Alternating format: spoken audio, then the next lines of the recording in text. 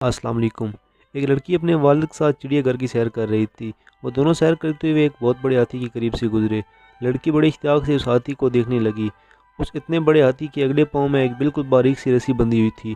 اگر وہ ہاتھی چاہتا تو اپنے پاؤں کو تھوڑی سی جنبش دے کر وہ رسی توڑ سکتا تھا، لیکن کسی وجہ سے وہ ایسا نہیں کرتا تھا، بلکہ چپ چاپ اپنی جگہ پر کھڑا تھا۔ اس لڑکی کی نظر جب ہاتھی کے بالکل باریک سی رسی پر پڑی تو اسے بڑی حیرت ہوئی، کیونکہ لڑکی کا خیال تھا کہ اتنے بڑی ہاتھی کو کسی مضبوط اور فولادی کڑے سے باندھا جانا چاہیے تھا۔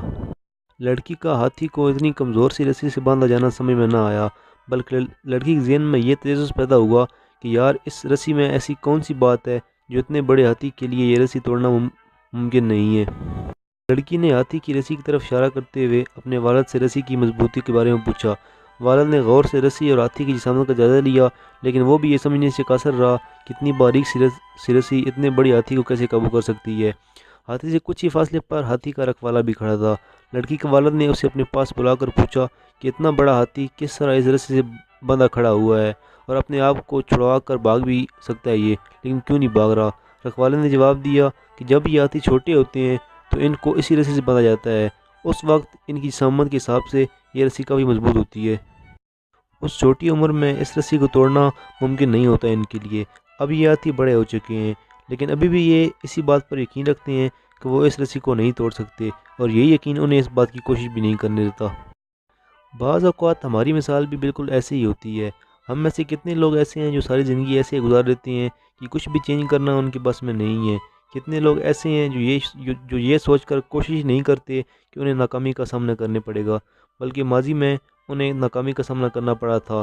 کتنی دفعہ آپ کا دل کوئی کام کرنے کو چاہا تھا، لیکن آپ نے اپنے لمیٹڈ بلیف کی وجہ سے وہ کام کرنے سے گریز کیا تھا، اور اس سے بھی افسوس کی بات یہ ہے کہ کتنی دفعہ آپ نے کوئی کام دوسرے لوگوں کے لمیٹڈ مائنڈ کی وجہ سے، ان کے خیالات کی وجہ سے نہیں کیا۔ بلکہ ایک بات کو ہمیشہ یاد رکھیں کہ اگر آپ اپنی زندگی کو بدلنا چاہتے ہیں تو کبھی بھی لیٹ نہیں ہوئے۔